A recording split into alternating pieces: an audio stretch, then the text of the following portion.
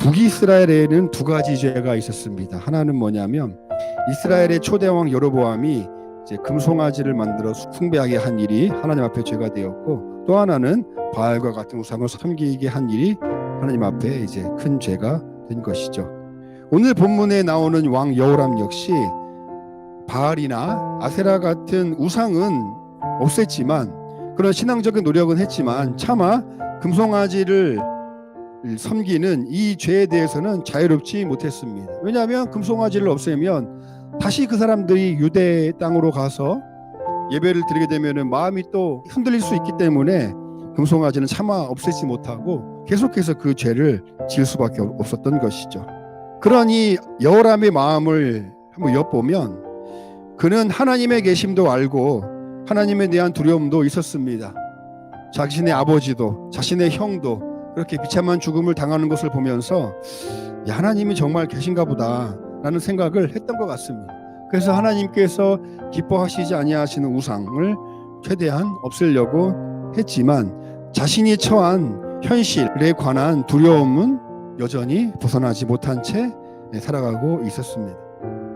저는 이런 여호람의 모습을 보면서 현실을 살아가는 많은 신앙인들의 모습과 상당히 닮아 있다라는 생각을 하게 되었습니다. 우리도 하나님의 살아계심도 알고 하나님의 은혜도 알지만 여전히 세상에서 겪어내야 하는 두려움에 묶여 죄 가운데 자유하지 못한 채 살아가는 우리들의 모습과 상당히 닮아 있다는 것입니다. 그러면 그런 여호람이 과연 하나님의 은혜를 입을 수 있을까? 그런데 성경은 놀랍게도 그런 여호람에게 베푸신 하나님의 은혜를 기록해 놓았습니다. 그 내용이 오늘 본문이 열왕기하 3장의 내용입니다. 오늘 본문에도 보니까요, 모압이라는 나라가 등장을 합니다. 아하시아 때처럼 아합이 죽고 난 후에 모압의 이 배반이 여호람 왕에게도 상당한 불안과 불편함을 가져다 주었습니다. 이 모압의 배반을 해결해야 하겠다는 생각을 한 이 여호람은 그 당시 남유다 왕인 여호사밧을 찾아가게 됩니다. 우리가 함께 모압을 치자라고 제안을 하고, 남유다 왕인 여호사밧은 여호람의 제안을 받아들이고 에돔 왕과 함께 이제 모압과 전쟁을 하러 가게 되는 것입니다. 그렇게 모압을 향해 전진하고 있는데 7일 동안 이 군대를 끌고 가는 동안에 마실 물이 이제 없어지게 된 것이죠. 전쟁에서의 물과 음식은 승패를 좌우할 만큼 아주 중요한 요소 중에 하나입니다.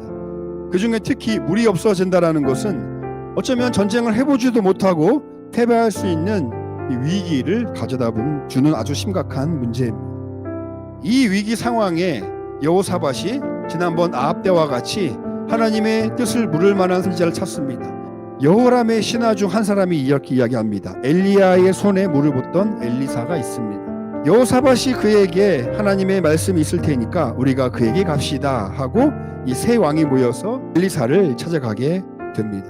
아합의 아들 여호람이 자신을 찾아온 것을 보고 엘리사는 여호람에게 이렇게 이야기하죠. 내가 당신과 무슨 상관이 있습니까? 당신의 아버지와 어머니 선지자들에게 가시오.